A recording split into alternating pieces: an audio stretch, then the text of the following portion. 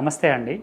So spine సర్జరీస్లో ఇప్పుడు latest ఏంటి, మనం ఎవల్యూషన్ ఆఫ్ స్పైన్ సర్జరీ చూసుకుంటే కనుక ఒక 30-40 years back open spine surgeries అండి. అంటే పెద్దగా కట్ చేసి మజిల్స్ మొత్తాన్ని పక్కకు నెట్టి ఇన్స్ట్రుమెంట్స్ వాడి బోన్ మొత్తం తొలగించి నరాల్ని ఫ్రీ చేయడం అనేది జరిగేదండి. లాస్ట్ 15-20 ఇయర్స్ చూసినట్లయితే మైక్రోస్కోపిక్ డిస్కెక్టమీ, అంటే మైక్రోస్కోప్తో మనకి స్ట్రక్చర్స్ అనేది మ్యాగ్నిఫికేషన్ బాగా వస్తుంది, దగ్గరగా వెళ్ళి నరాల్ని ప్రొటెక్ట్ చేసుకుంటూ సర్జరీ చేసేవాళ్ళం.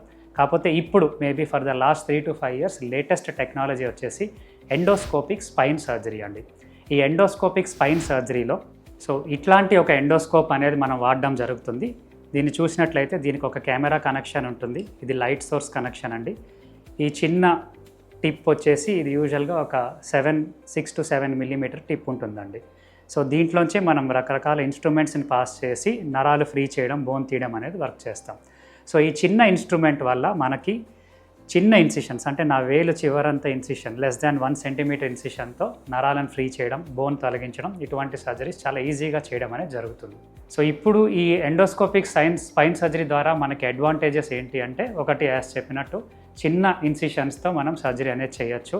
అదేవిధంగా పేషెంట్కి ఇన్ఫెక్షన్ రిస్క్ అనేది తగ్గుతుంది. డే కేర్లో సర్జరీ చేయొచ్చండి. అంటే పేషెంట్ని మార్నింగ్ అడ్మిట్ చేసుకుని నొప్పి తగ్గించి అదే రోజు సాయంత్రం లేదా నెక్స్ట్ డేకి డిశ్చార్జ్ చేసుకోవచ్చు. అండ్ దీనివల్ల పేషెంట్ తొందరగా రికవరీ అండ్ తొందరగా మళ్ళీ వర్క్కి వెళ్ళే అవకాశాలు మంచిగా ఉంటాయి. అదేవిధంగా ఓన్లీ డీకంప్రెషనే కాదు, స్క్రూస్ రాడ్స్ కూడా కొన్ని కండిషన్స్లో మనం వేయాల్సి ఉంటుంది. ఆ స్క్రూస్ రాడ్స్ అనేది ఎండోస్కోపిక్ గైడెన్స్ ద్వారా మనం చేసుకోవచ్చు. ఇవన్నీ కూడా చిన్న చిన్న ఇన్సిషన్స్తో మనం సర్జరీ అనేది కంప్లీట్ చేయొచ్చు.